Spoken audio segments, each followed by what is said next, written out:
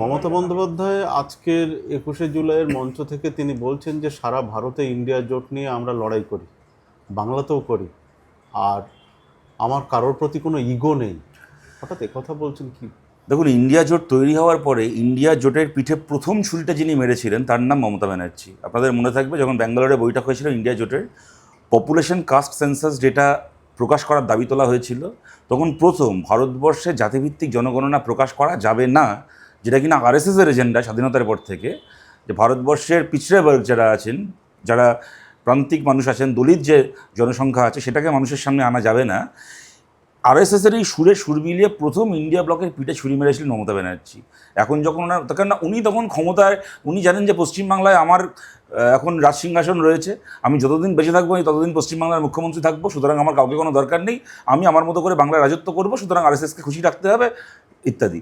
যখন সেই হিসেব উল্টে গেল, এখন যখন সিংহাসনচ্যুত হয়েছেন, এখন ওনার মাথায় ইন্ডিয়া জোটের কথা আসছে, কিন্তু ওনার এখন ইন্ডিয়া জোটকে প্রয়োজন হলেও ইন্ডিয়ার, ভারতবর্ষের ওনাকে আর প্রয়োজন নেই। আপনাকে আপনার গায়ে মানে না, আপনি বলুন, আপনাকে আপনার দলের লোক পাত্তা দেয় না, আপনাকে আবার জোটের লোক কী পাত্তা দেবে? বলছি, আরও বলছেন যে আমরা শুধু ইন্ডিয়া জোটে নয়, এছাড়াও অনেক রাজনৈতিক দল আছে, তাদের সঙ্গেও আমাদের সম্পর্ক ভীষণ ভালো, আর আমরা সবাই মিলে একজোট হয়ে কাজ করবো আর কি। এটাই তো মমতা বন্দ্যোপাধ্যায় হওয়ার সুবিধা। মানে উনি আজকের তারিখে উনি বিজেপিকে হারানোর জন্য বামপন্থীদেরকে পাশে চাইছেন, আবার একটা সময় যখন রাজ্যে বামফ্রন্ট সরকার ছিল তখন বামপন্থীদেরকে হারানোর জন্য বিজেপিকে পাশে চাইতেন। এই যে বরের ঘরের মাসি কোণের ঘরের পিসি, এই ধরনের ধান্দাবাজ রাজনীতিবিদদের জন্যই পশ্চিমবাংলার মানুষের আজকে এই দুর্দশা হয়েছে, যে আজকে বিজেপি সরকারকে সহ্য করতে হচ্ছে। তা আমরা বলছি, মমতা বন্দ্যোপাধ্যায় আপনি বাতিল হয়ে গেছেন, আপনি এটা মেনে নিন, আপনার রিটায়ারমেন্টের সময় চলে এসছে, আপনি এবার সম্মানের সঙ্গে রিটায়ারমেন্ট নিয়ে নিন। আপনি এখন ডাকলে আপনার নিজের দলের বিধায়করা আসে না, আপনি যখন একটা কর্মসূচি করছেন তখন সেখান থেকে 1 কিলোমিটার দূরে আপনার দলের বিধায়করা জড়ো হয়ে আরেকটা কর্মসূচি করছে, যেখান থেকে আপনার দলের বিধায়করা মঞ্চে দাঁড়িয়ে আপনাকে সমালোচনা করছে। আপনার এমন খারাপ দিন এসে গেছে যখন মদন মিত্রকে বলতে হচ্ছে যে মমতা ব্যানার্জি আপনি রাস্তায় নামুন, কেউ ডিম ছুড়বে না, আমি দেখব। মানে এখন আপনাকে ডিম ছোড়া থেকে বাঁচানোর জন্য মদন মিত্রকে লাগছে, আপনার এই খারাপ দিন এসে গেছে।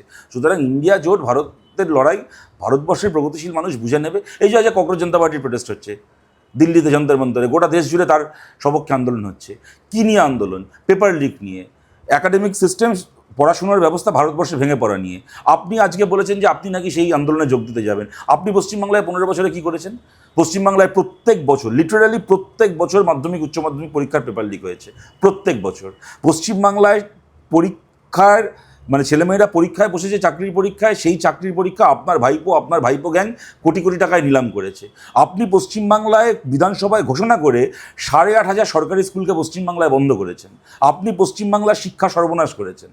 তারপরে আপনি এখন বলছেন আপনাকে ককরোচ জনতা পার্টির প্রোটেস্টে, আপনাকে যন্তর মন্তরের প্রোটেস্টে যাবেন। সুতরাং আপনার দিন শেষ হয়ে গেছে। আপনি এখন বিভিন্ন এরকম কথা বলে নিজেকে প্রাসঙ্গিক করার চেষ্টা করছেন, কিন্তু আপনাকে এটা বুঝতে হবে, যে সময় বিজেপি বিরোধী মঞ্চে আপনার দরকার ছিল, আপনি সেই সময় সেই মঞ্চের পিঠে ছুরি মেরেছেন।